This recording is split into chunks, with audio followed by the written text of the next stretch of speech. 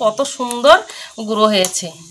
এই দেখুন বন্ধুরা, দেখুন মিক্সার মেশিনের যে বাটিটা আছে মানে জারটা আছে একদম কিন্তু চকচকে হয়ে গেছে আর কিন্তু অনেকটা ধার উঠে গেছে।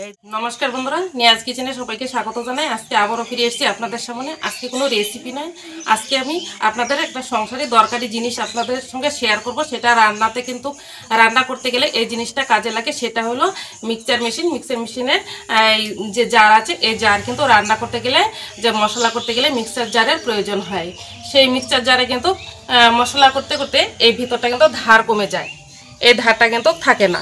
সেই ধারটা আমি কিভাবে করছি, মানে কিভাবে ঘরোয়া পদ্ধতিতে এই ধারটা আমি করে নিব, আপনারা প্রথম থেকে শেষ পর্যন্ত পুরো ভিডিওটা দেখবেন, আশা করি ভালো লাগবে। এখন দেখুন এই যে একটা মিক্সার মেশিনটা হাতে নিয়েছি, মানে মিক্সার মেশিনের জার, এটা তো দেখতেই পাচ্ছেন। আর এখানে আমি নিয়েছি লবণ। এই লবণটা দিয়ে কিন্তু আজকে এই মিক্সার মেশিনের ধারটা করে নিব। তো এখন দেখুন আমি এই লবণটা এই মিক্সির জারে আমি নিয়ে নিচ্ছি।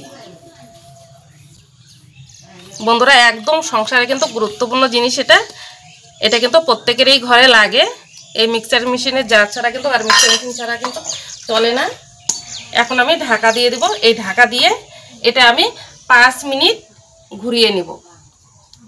বন্ধুরা, এখানে মিক্সার মেশিনে বাটিটা আমি বসিয়ে দিলাম, যে জারটা বসিয়ে দিয়েছি। এখন আমি মিক্সার মেশিনটা চালিয়ে দেব।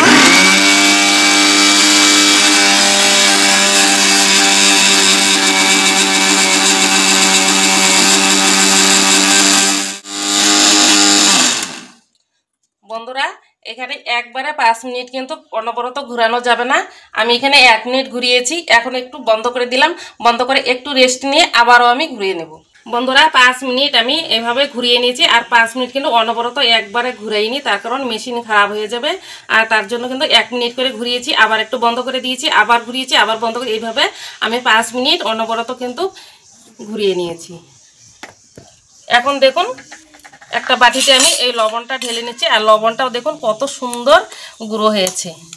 এই দেখুন একদম ময়দার মতো হয়ে গেছে লবণটা। দেখুন মিক্সার মেশিনের যে বাটিটা আছে মানে জারটা আছে একদম কিন্তু চকচকে হয়ে গেছে আর কিন্তু অনেকটা ধার উঠে গেছে। এই দেখুন খুব ধারালো হয়ে গেছে। এই যে লবণটাও আমার খুব সুন্দর গুঁড়ো হয়ে গেল আর মিক্সার মেশিনটাও কিন্তু ধারালো হয়ে গেল। বন্ধুরা, আপনাদের বাড়িতে যদি মিক্সার মেশিনের জার থাকে তাহলে কিন্তু ধার মশলা করতে করতে ধার কমে যায়। তাহলে কিন্তু আপনারা লবণ দিয়ে এইভাবে যদি ঘুরিয়ে নেন তাহলে কিন্তু আপনাদের মিক্সার মেশিনের ধারটা অনেকটাই বেড়ে যাবে আর আপনাদের মশলা করতেও কিন্তু খুব সহজ হবে। তাহলে এইভাবে আপনারা বাড়িতে মিক্সার মেশিনের জার দিয়ে লবণ দিয়ে এইভাবে ধার করে নেবেন, তাহলে আপনাদের উপকারে লাগবে। আর আজকের এই ভিডিওটি যদি ভালো লাগে তাহলে একটু লাইক কমেন্ট শেয়ার করবেন আর চ্যানেলটিকে সাবস্ক্রাইব করে পাশে থাকবেন। ততক্ষণে সুস্থ থাকবেন, ভালো থাকবেন, ধন্যবাদ।